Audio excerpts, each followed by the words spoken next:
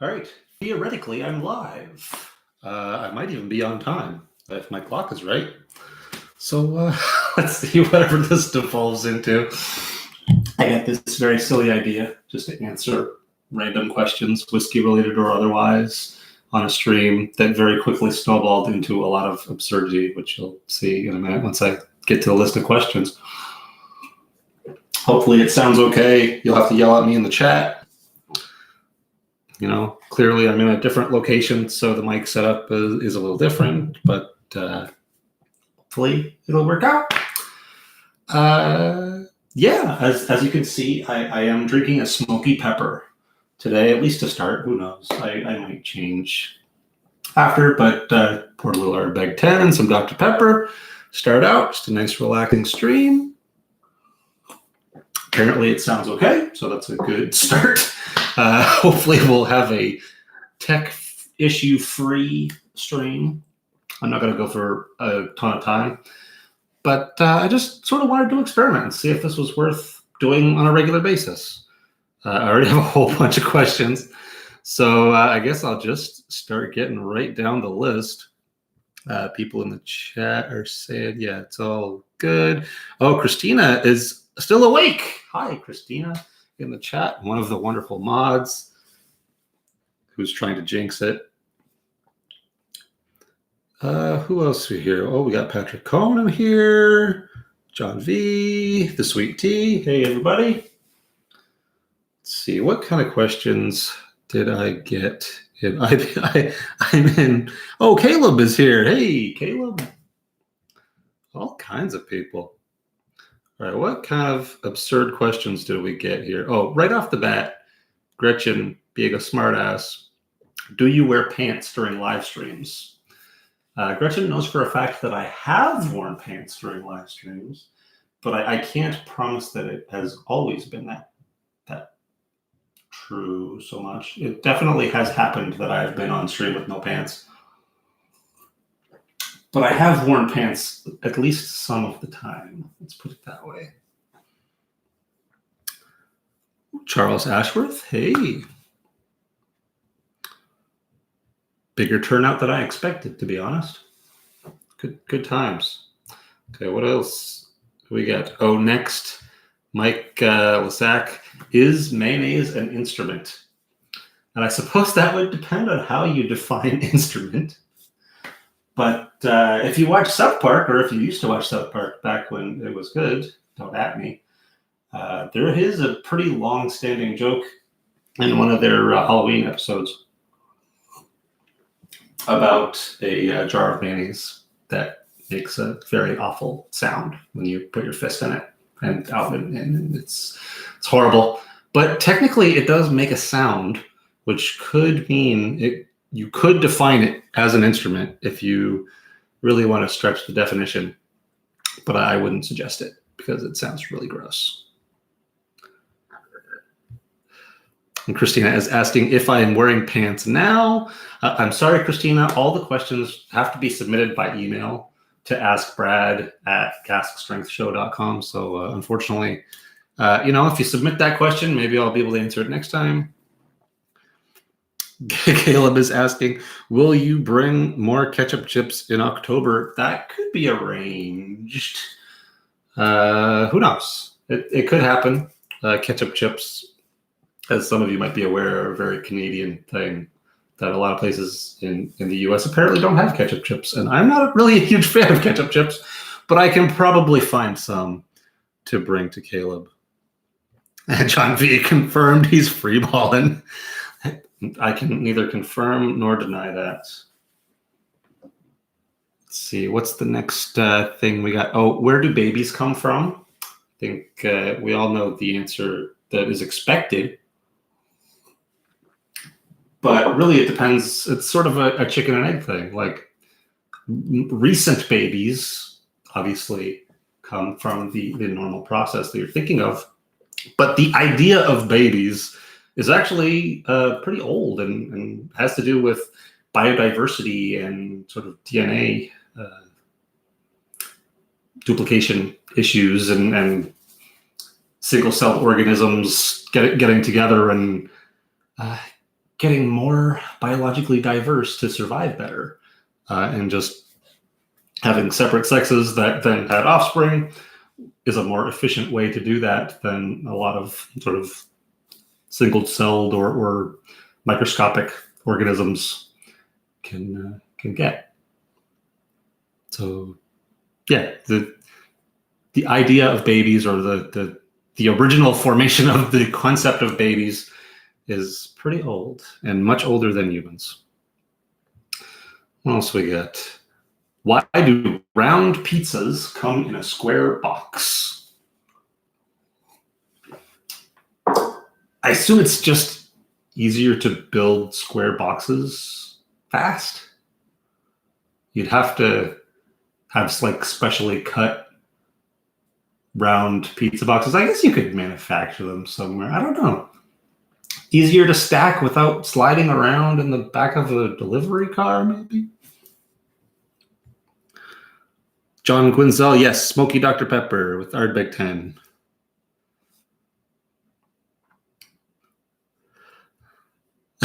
Caleb is offering money for ketchup chips. I think we can probably arrange something.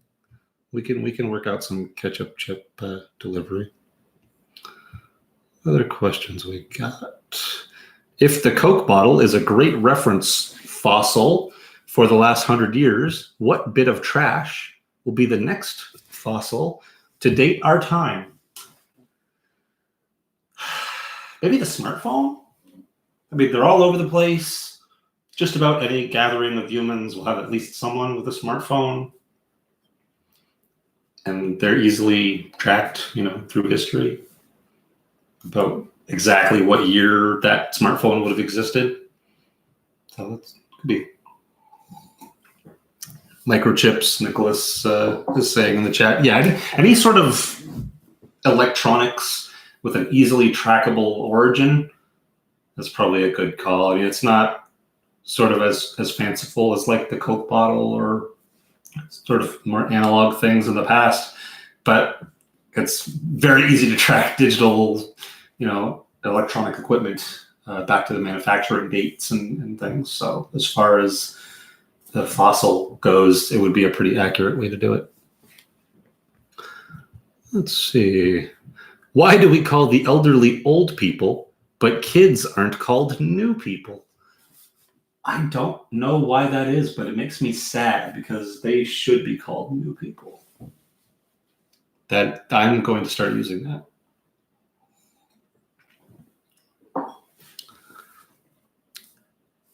Yeah, the sweet tea in the chat is saying that Nokia cell phones will outlast the pyramids. That's probably true. I had an old Nokia, like one of the old brick phones. I don't remember which version. But yeah, I dropped it down several flights of stairs. It was stepped on, like all kinds of indestructible. They will last forever. Oh, Donald Rance showed up. Hey. Why are they called new people? They should be called new people. If the Earth is flat, how come no one has found the edge? Well, Jeremy submitted that. And I gotta say, Jeremy, that I suppose that means the Earth isn't flat. That hopefully doesn't shock anybody. But yeah, we would probably have found the edge by now. What with planes and things, it's tricky. Do you sweat while swimming? Yeah, sweat is a sort of byproduct of your body trying to control its temperature. So the fact that you're in water doesn't really affect it as long as the water is warm enough that your body needs to sweat to try to regulate that temperature. You would sweat. You probably wouldn't notice, but it could. But if it's cold, then maybe not. If it's really cold, you might shiver and have opposite issues. So it just depends on the water. Why is Vito single? Who knows? Can you arrange it so Winota, Ryder, and myself have lunch? Probably not. I mean, I could try. Maybe I'll update that for the next episode. If I do another one of these, I'll make myself a note to try to make that happen and see. But something tells me probably not. Sorry, Jeremy. When are you coming over? When are you coming over? Oh, Charles Ashworth. Gonna try some Ardbeg. That's a good idea. The sweet tea. I think we all know why Vito is single. Harsh. I mean, there's a list somewhere. There's a wiki. But there's a lot of reasons. So nailing down just one is tricky. I'm sure there's a woman out there somewhere who would be turned on by Vito luges. Oh, Patrick, maybe, probably. Right? Takes all kinds. Let's see what else. If you were to make a whiskey, what style would you most like to make, and not so much to drink? That's tricky. Probably just like weird combinations of things. Weird types of wood that aren't normally used. Weird combinations of grains. Weird finishing things.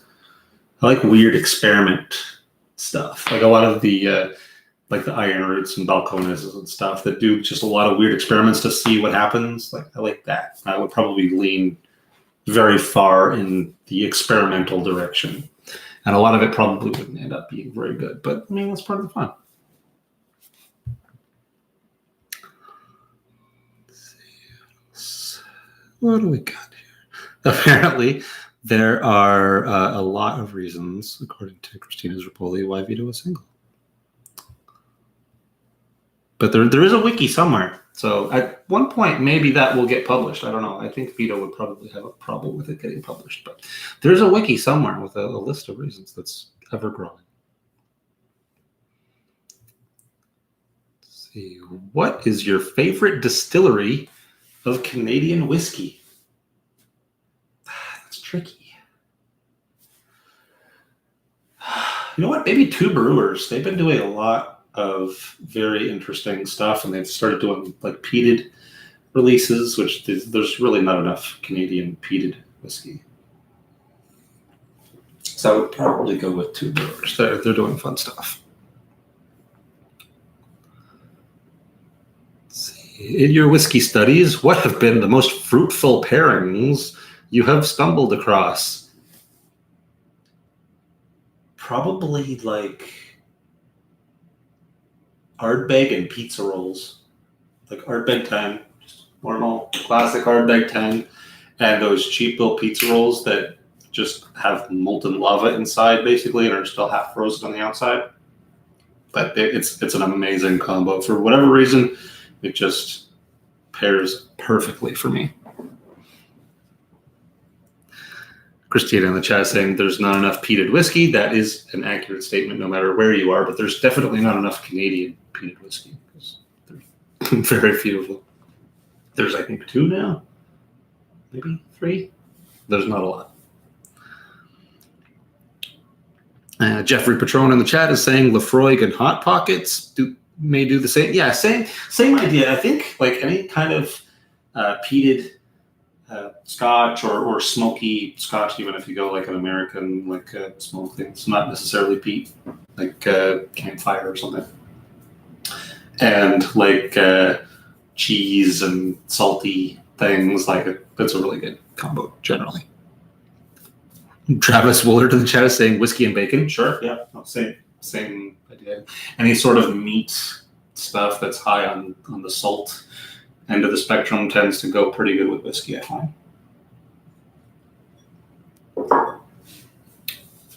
Nicholas Bart is just bacon. Yeah, bacon. Bacon is good with everything. Bacon is great.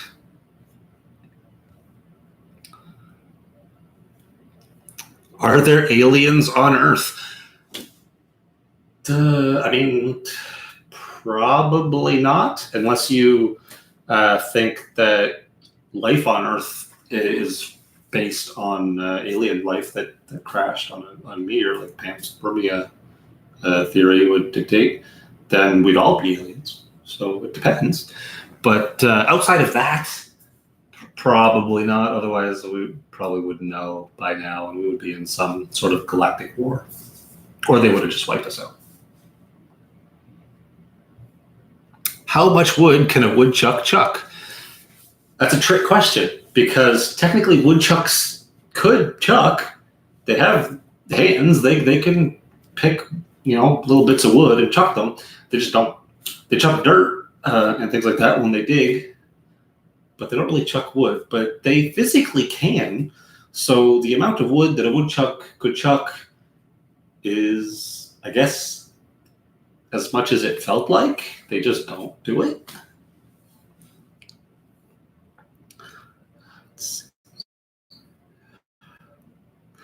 What is going on here? Let's see. Oh, what type of pizza roll? Just I don't know, regular pepperoni pizza roll, whatever the general easiest to find one is. I can't remember which flavor I had. Oh, Travis Woolard in the chat is asking what one whiskey I secretly love but hate to admit that I like it. I don't have a lot of shame, so that's not really a thing. If I like it, I just like it. Like, I don't know. If I don't like it, I'll say that I don't like it. If I like it, I'll say so. I don't really have secret favorite things like that. Nicholas Barton, just Canadian Mist. No, definitely not. Ugh. Oh, Canadian Mist. No. Let's see. Can you make a boat out of peanut shells? I haven't tried, so I don't know if I can. I mean, some people probably could. Peanut shells do float. I don't think it would last very well. It would disintegrate pretty quick. But, I mean, technically, it's probably possible. I don't think I could do it. I'm useless with that kind of stuff. But it could be done, probably. What is the meaning of life? It's a very existential question that I don't think I'm drunk enough yet to answer.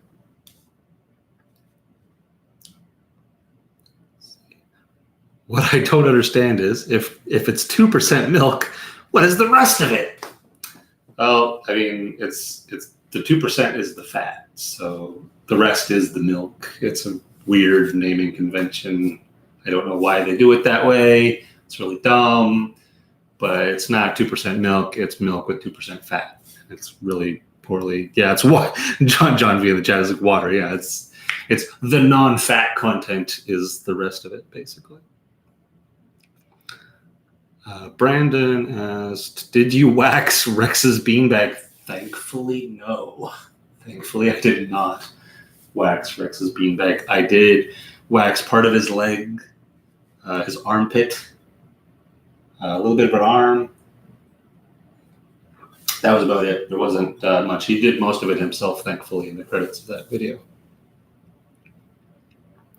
If your vault was on fire, what bottles would you chug quickly, take with you out of the house, call your therapist to grieve about its loss? Yeah. I don't know if I would chug anything quickly, like while things were on fire. Just that seems like a bad plan to like have alcohol all over the place and while there's open flames around. But as far as taking it out of the house, just as many things as I could carry in my arms, I guess. I would have the Dream Cask and the Talisker 1985. What else? The Dark Cove committee release. Get a few things in my arms. But I would just have to complain about everything else, I guess, to my therapist. But, oh well. At that point, I would probably have worse problems. And hey, insurance is a thing. So it would all work out for the most part. I would just try to save the things that I probably wouldn't be able to physically find again to buy with the insurance money. And Christine in the chat is, I think long, lanky arms can carry many bottles. Yeah, I could probably get a few. I could get a few. And by therapist, he means his third dream cat. Now, that would be like, what whiskey would I buy to like drown my sorrows in about the rest of the whiskey that I had lost? That would probably be a dream cast or something. Yeah, if I could get another one. It's tricky. Let's see the Body Python movie. That's the answer. Oh, for the meaning of life. Yeah. That's a good movie. Monty Python's Meaning of Life. Solid. Oh, what else do we got? Let's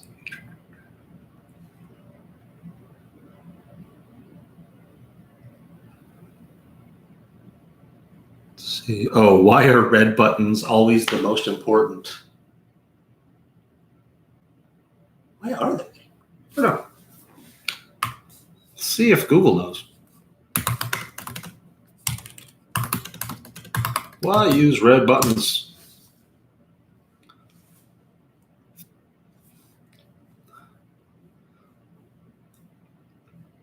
Let's see. I guess it's just because it's been associated with danger for a long time, like stop signs and things. Just kind of the more people used red for that sort of situation, the more people in the future used red because it meant danger and things, and it just kind of snowballed. Fair enough. Yeah, Travis in the chat is saying red means danger. Exactly. And the most people, the more people that associated red with danger meant that more people would use red to associate with danger and so on and so forth until it just became a thing. Robert Licker said, red is the best. A ginger would say that. Okay, I'm sort of a lapsed ginger myself, so I can't really talk. I don't go out in the sun nearly enough for my gingerness to come out, but I do still have the freckle evidence to suggest that I was at one point a ginger when I wasn't such a cave dweller.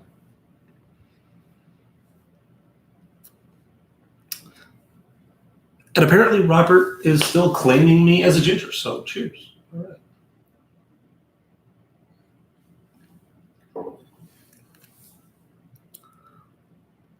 Slightly biased.